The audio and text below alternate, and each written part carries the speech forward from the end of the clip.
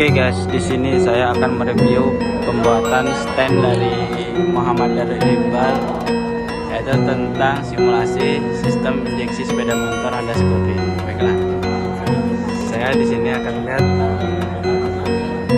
posisi kabel min kita colokkan, maka akan terjadi penyemprotan di injektor.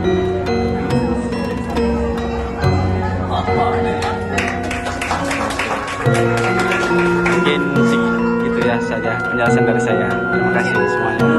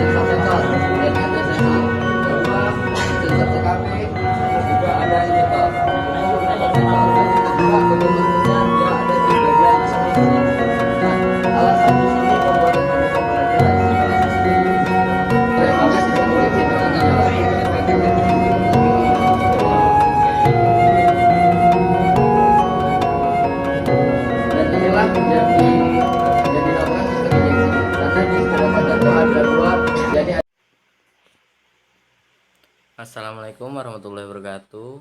Di sini saya Muhammad Darul Iqbal ingin mempresentasikan mata kuliah karya inovatif tentang simulasi sistem injeksi sepeda motor Honda Scoopy. Nah, di sini ada yang namanya sistem injeksi.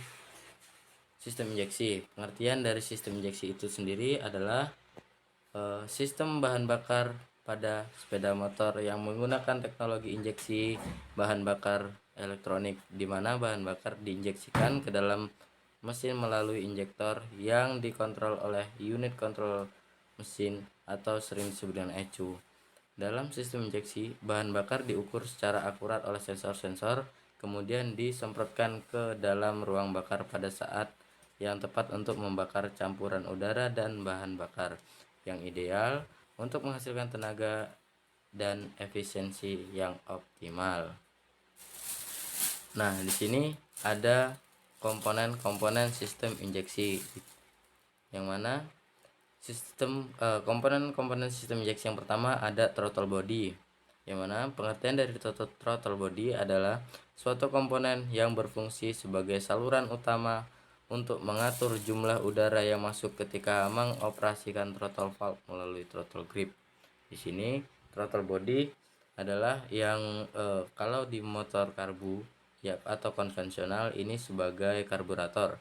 Di sini ada timing gas dan terdapat bukaan gas. Ketika gas dibuka, maka disinilah terjadinya proses penyemprotan bahan bakar. Selanjutnya ada electronic control unit atau sering disebut dengan ECU. Nah, ECU itu sendiri ini adalah seperangkat alat yang bekerja sebagai sebuah sistem pengatur dan pengontrol pada kendaraan bermesin. Perangkat ini bisa dikatakan sebagai pusat dari segala kegiatan yang terjadi pada sebuah kendaraan bermotor.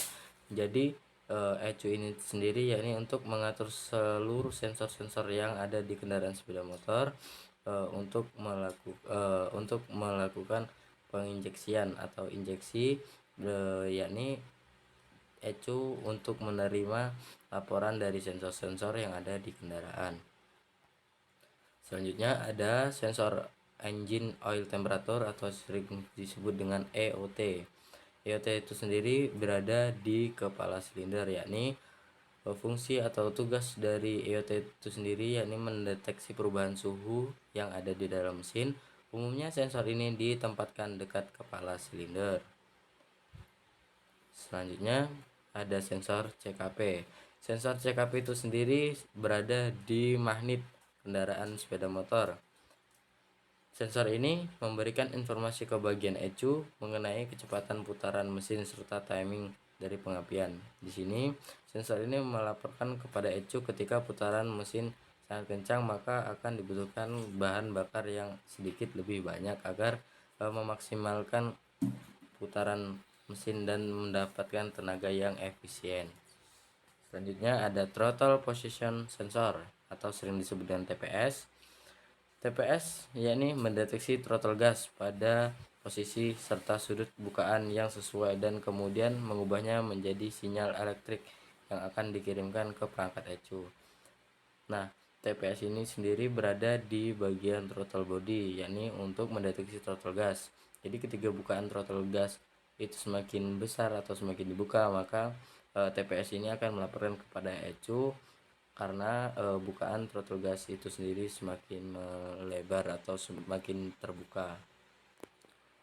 Selanjutnya ada fuel pump. Nah, fuel pump ini sendiri yang letaknya berada di tangki bahan bakar. Fungsi fuel pump atau juga sering disebut dengan pompa bensin merupakan komponen dari kendaraan yang digunakan untuk memompa bahan bakar dari tangki kendaraan dan disalurkan ke mesin. Dari sini tugasnya fuel pump adalah memompa bahan bakar dari tangki bahan bakar menuju ke injektor. Selanjutnya di sini ada injektor. Injektor berada di ruang bakar bagian luar.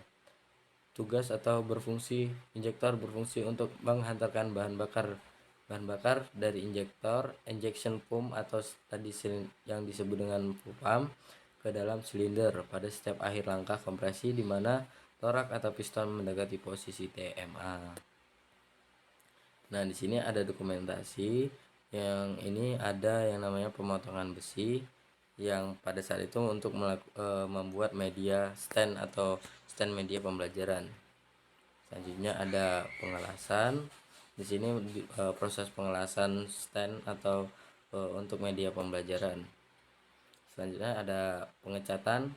Di sini pengecatan stand. Di sini ada bagian pemasangan akrilik, terus ada pemasangan komponen, terus ada bagian finishing dan finish, ada bagian finish. Nah, sekian presentasi dari saya. Bila ada salah kata mohon maaf. Akhir kata, wassalamualaikum warahmatullahi wabarakatuh.